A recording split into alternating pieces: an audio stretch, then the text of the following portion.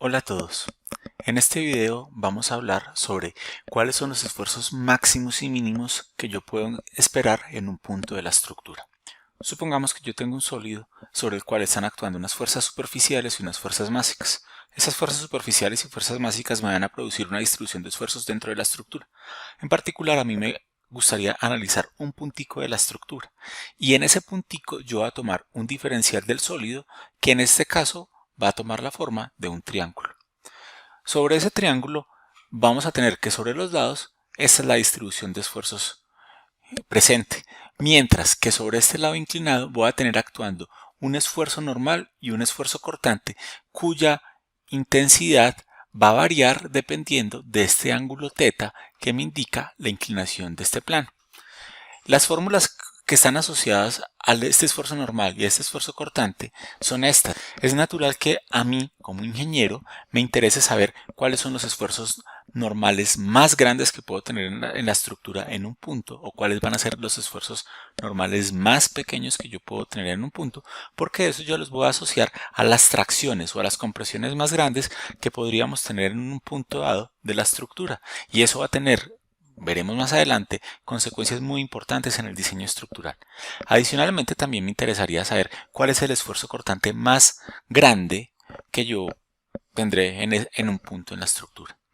Entonces, la idea de este video es identificar o cuantificar cuál es el esfuerzo normal máximo y mínimo que yo tengo en un punto junto con su inclinación, o sea, para qué ángulo θ se presenta, y algo similar vamos a calcular para los esfuerzos cortantes. Vamos a iniciar encontrando cuáles son los esfuerzos normales máximos y mínimos que yo puedo tener dentro de una estructura. Y para tal fin lo que vamos a hacer es que vamos a tomar estos esfuerzos normales y los vamos a derivar con respecto a θ. Y dicha derivada la igualo a 0. Entonces, la derivada de esto es lo siguiente. Derivada de coseno es menos seno. O sea que esto me va a quedar sigma x menos sigma y medios por la derivada de coseno, que es seno de 2θ, y por la derivada interna, que es un 2. ¿Sí? Derivada de coseno es menos seno. Ahora, la derivada de seno es coseno. Entonces me va a quedar 2 de la derivada interna por tau xy por el coseno de 2θ. Y esta operación va a ser igual a 0. Ahora lo que vamos a hacer es que vamos a despejar la variable θ. Entonces, inicialmente lo que observamos es que este 2 y este 2 que yo tengo acá los puedo factorizar y mandar a dividir al otro lado. Por lo tanto, estos dos términos los voy a anular. Y entonces, la expresión que yo tengo acá me va a quedar de la siguiente forma. El seno de 2θ sobre el coseno de 2θ. Entonces, miren que esta expresión pasa al otro lado, ambas quedan negativas. Este término de acá va a quedar sigma x menos sigma y medios porque era el que estaba acompañando a este seno, y este coseno va a estar aquí acompañado con este tau xy. Recordemos que seno sobre coseno es lo mismo que decir tangente de 2θ. Por lo tanto, la fórmula que acabamos de obtener es que la tangente, y esta fórmula va a ser de bastante importancia para nosotros porque ya veremos que nos va a proveer los ángulos de inclinación para los cuales se encuentran los esfuerzos normales máximos y mínimos.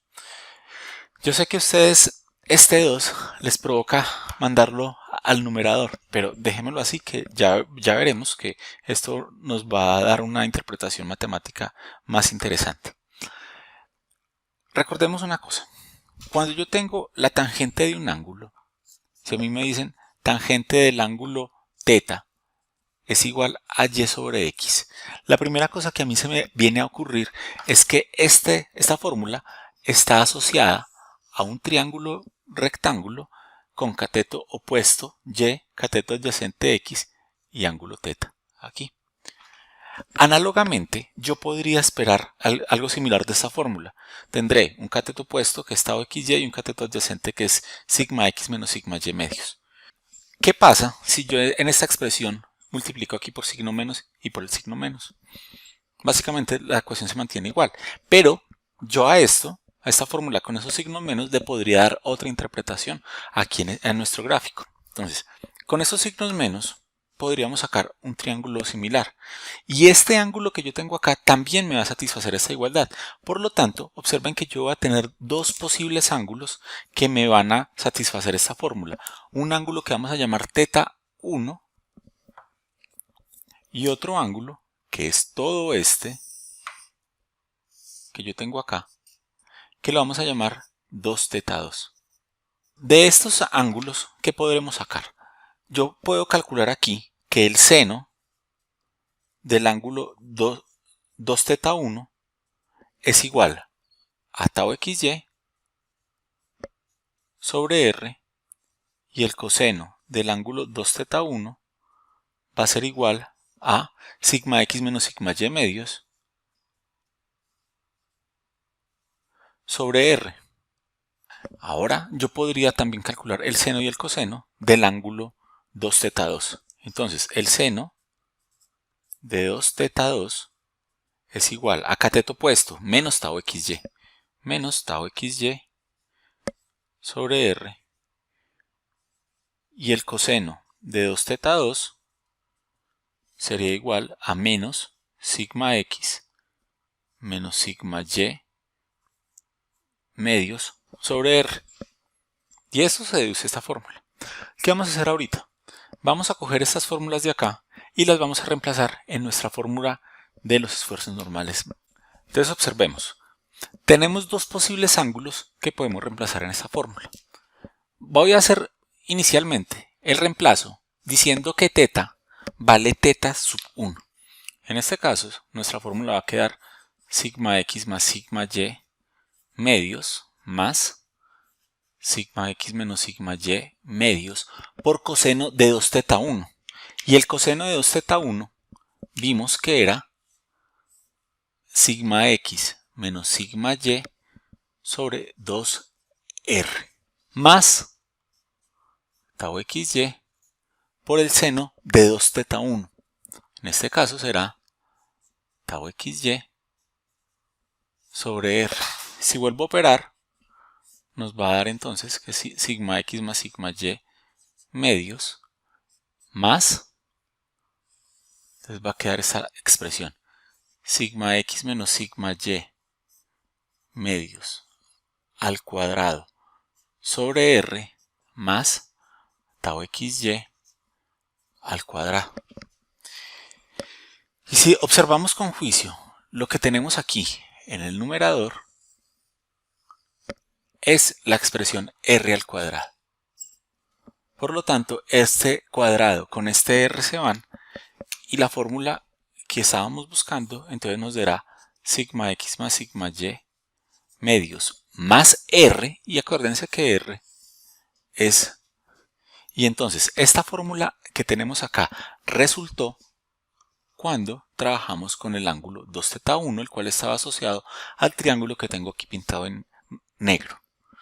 Si yo hago el mismo cálculo, pero ahorita voy a trabajar es con el ángulo 2θ 2, ¿qué va a pasar? En nuestra formulación que tenemos acá voy a cambiar simplemente, aquí queda un 2.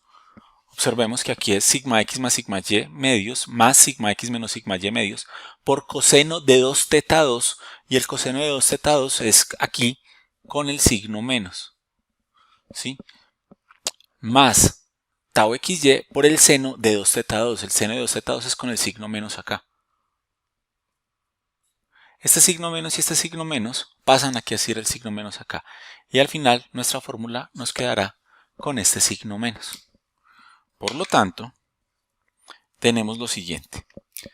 Cuando yo trabajo con el ángulo θ 1, la fórmula va a tomar un signo positivo. Y cuando yo trabajo con el ángulo 2θ 2, la fórmula va a tomar un signo negativo. Observemos esta expresión que yo tengo acá. Esa expresión nosotros ya la habíamos visto anteriormente y correspondía a los valores propios de la matriz de esfuerzos en el caso bidimensional. Hagamos entonces un recuento de lo que hemos visto hasta el momento. Recordemos que esta fórmula de acá nos expresaba cuánto valían los esfuerzos normales sobre la superficie inclinada de este diferencial que sacábamos de nuestro sólido en un punto. Entonces, esta fórmula nos expresaba cuánto valía el esfuerzo normal a medida que este ángulo θ variaba. Entonces, como esa fórmula va a estar cambiando en función del ángulo θ, va a haber una inclinación para la cual van a estar los esfuerzos normales máximos y otra para la cual vamos a tener unos esfuerzos normales mínimos. ¿Cómo se encontraron esos máximos y esos mínimos? Derivando esta ecuación con respecto a θ e igualándolo a 0, y al hacer ese procedimiento obtuvimos esta fórmula. Cuando analizamos esta fórmula geométricamente, vimos que iban a resultar dos triángulos que la cumplían. El primer triángulo resultaba cuando yo aquí tomaba el signo más y el signo más, obteniendo esta fórmula de acá, y en ese caso íbamos a obtener un triángulo que estaba asociado a un ángulo 2θ1, 2θ1. La otra fórmula que resultaba era cuando yo ponía el signo menos tanto en el numerador como en el denominador, y en ese caso íbamos a obtener un segundo triángulo, que era este de acá, el cual estaba asociado a un ángulo 2θ2. Una vez ya obtuvimos estos dos triángulos, sacamos de aquí unas relaciones de senos y cosenos de cada uno de los dos triángulos. Se reemplazaron esas relaciones de senos y cosenos en esta fórmula de acá y obtuvimos para el ángulo 2θ1 esta fórmula de acá y para el ángulo 2θ2 esta fórmula de acá. Observemos que los esfuerzos normales sigma x y sigma y y el esfuerzo cortante tau xy son números reales. Por lo tanto, la resta de dos números reales dividido un número real me da un número real, que elevado al cuadrado me va a dar un número positivo y otro número real al cuadrado me va a dar un número positivo. La suma de dos números positivos es positivo y la raíz de un número positivo va a ser un número real y positivo. Por lo tanto, lo que tenemos acá es que a este número le vamos a sumar un número positivo y a este número de acá le voy a restar el mismo número, un número positivo. Por lo tanto, ¿qué podríamos esperar? Que la cantidad sigma n evaluada en el ángulo θ1 sea mayor que el sigma n evaluado en el ángulo θ2. ¿Esto qué nos indica? Que esta cantidad de acá nos va a expresar el esfuerzo normal máximo y esta cantidad de acá nos va a expresar el esfuerzo normal mínimo.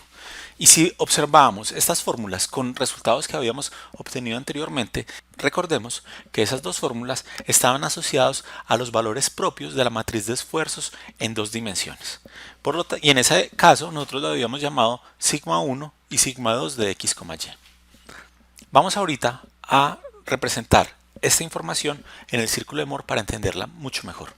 Lo primero que tenemos que ver es que estas dos ecuaciones estaban referidas a estos dos triángulos que teníamos en este gráfico. Recordemos que este ángulo que yo tengo acá se llama 2θ1 y este ángulo que estaba referido al segundo triángulo, a esta fórmula, era 2θ2. Y la relación entre ambos ángulos era que 2θ2, todo ese ángulo, es igual al ángulo 2θ1 más 180 grados. Por lo tanto, si yo esta fórmula la simplifico, va a resultar que θ2 es igual a θ1 más 90 grados. Tengan en cuenta que cuando yo dije esa fórmula, esta representación era una representación matemática. Por lo tanto, los ángulos están graficados en el sentido antihorario. Recordemos que el círculo de Moore era una curva paramétrica que me describía cómo variaban los esfuerzos normales y los esfuerzos cortantes en esta superficie inclinada a medida que este ángulo θ variaba entre 0 y 180 grados. Al hacerlo, aparecía una curva paramétrica que empezaba a graficarse en el punto de coordenadas sigma x, tau xy y se graficaba en sentido horario a medida que este ángulo θ variaba entre 0 y 180 grados. Dicha curva paramétrica me iba a describir una circunferencia que tenía centro en el punto de coordenadas sigma x más sigma y medios, 0 y tenía un radio r que estaba dada por esta cantidad. Entonces, según eso, el esfuerzo normal máximo iba a estar dado por este punto, que es la coordenada en sigma n del centro del círculo de Moore más el radio del círculo de Moore. Entonces, observen, esta cantidad más el radio del círculo de Moore. Ahora, ¿cuál es el esfuerzo normal mínimo? El esfuerzo normal mínimo era la coordenada en sigma n del centro del círculo de Moore, que es esta cantidad, menos el radio. Estas cantidades eran los valores propios de la matriz de esfuerzo y dicha formulación de valores propios resultó al formular una pregunta que era ¿para cuál inclinación yo no tengo esfuerzos cortantes? Y observen efectivamente que cuando yo tengo un esfuerzo normal que está dado por alguno de estas dos ecuaciones, en ninguno de los dos casos yo tendré esfuerzo cortante. En este caso el esfuerzo cortante es 0 y en este caso de acá también el esfuerzo cortante es 0. La siguiente observación que nosotros teníamos es que para el ángulo 2θ1 íbamos a obtener el esfuerzo normal máximo. Entonces, cuando nosotros girábamos este ángulo 2θ1, aquí teníamos el esfuerzo normal máximo. Ahora recordemos esta fórmula que dice, ¿dónde está el esfuerzo normal mínimo?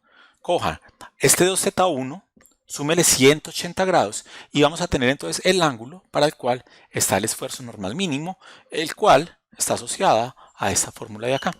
Ahora, vamos a analizar qué pasa con los esfuerzos cortantes. La primera cosa que vamos a observar es que esta fórmula la escribí con θ sub c, simplemente para hacer una variación con respecto al θ que estábamos utilizando para trabajar con esta fórmula. Lo primero que yo quisiera hacer con esta ecuación es que quiero encontrar dónde toma un valor máximo y toma un valor mínimo. Para tal fin, la voy a derivar con respecto a θ e igual a esa derivada a 0. Y les queda como tarea que se encontrará esta ecuación. En este caso, observen este signo menos. De esta fórmula vamos a sacar dos triángulos. El primer triángulo va a resultar cuando yo este signo menos lo pongo en el numerador. Y en este caso quedaría esta fórmula. El menos queda en el numerador y el más queda en el denominador. En este caso resultará un triángulo que tiene como cateto opuesto menos sigma x menos sigma y medios y que tiene como cateto adyacente un tau xy.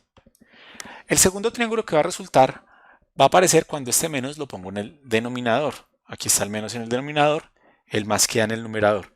Y en este caso va a resultar un triángulo que tiene como cateto opuesto un sigma x menos sigma y medios y un cateto adyacente menos tau xy. A partir de este triángulo que tenemos acá, sacamos senos y cosenos. Voy y reemplazo esos senos y cosenos en esta ecuación de acá. Se puede demostrar que resultará esta ecuación de acá. Algo parecido resultará cuando a partir de este triángulo, el cual está asociado a esta ecuación, encuentro senos y cosenos, los cuales le reemplazo en esta ecuación de acá. Y obtendremos esta ecuación de acá. Observen que en este caso, ¿qué se obtuvo? Miren que esta cantidad que yo tengo ahí es el radio del círculo de Moore, mientras que esta cantidad que yo tengo acá es menos el radio del círculo de Moore. De estos dos triángulos podemos obtener la siguiente relación, que si yo cojo este ángulo de acá, el 2θc2, y le sumo 180 grados, vamos a obtener el ángulo 2θ sub c1. Y si divido toda esta ecuación entre 2, obtenemos esta ecuación. ¿Cuánto vale el esfuerzo cortante máximo? El esfuerzo cortante máximo vale el radio del círculo de Moore, tal como lo habíamos dicho acá. ¿Cuánto vale el esfuerzo cortante mínimo?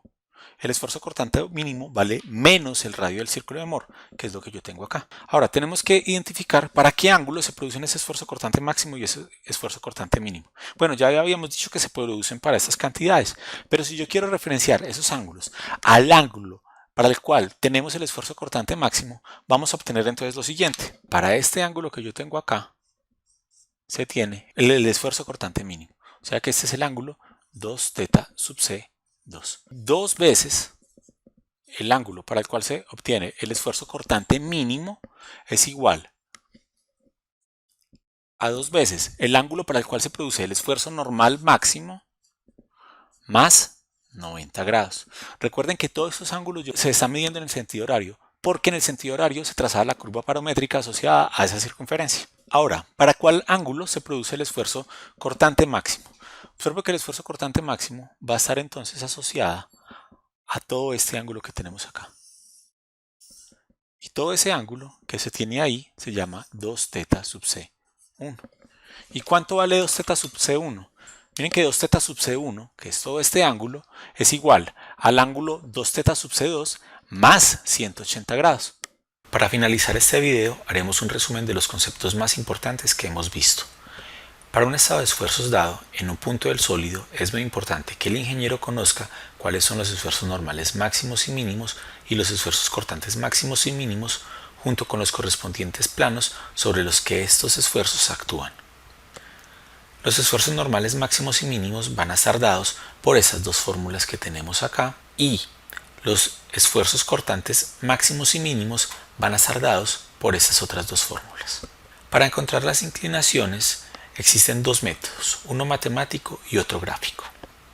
De un lado, el método matemático emplea esas cuatro fórmulas que tenemos acá para encontrar las inclinaciones para las cuales se producen los esfuerzos normales máximos y mínimos y los esfuerzos cortantes máximos y mínimos. Tenga en cuenta que dichas fórmulas no se deben resolver utilizando el comando ATAN de su calculadora o de un programa de computador, y para resolverlas se deben preferiblemente emplear ya sea la funcionalidad de la calculadora para convertir de coordenadas polares a rectangulares o la función ATAN2 que está presente en la mayoría de lenguajes de programación. Esto es muy importante ya que los signos en el numerador y en el denominador nos indican el cuadrante donde están ubicados los ángulos. Esto lo veremos con más detalle en el siguiente video. En todo caso, es recomendable que visite la página de Wikipedia del comando ATAN2.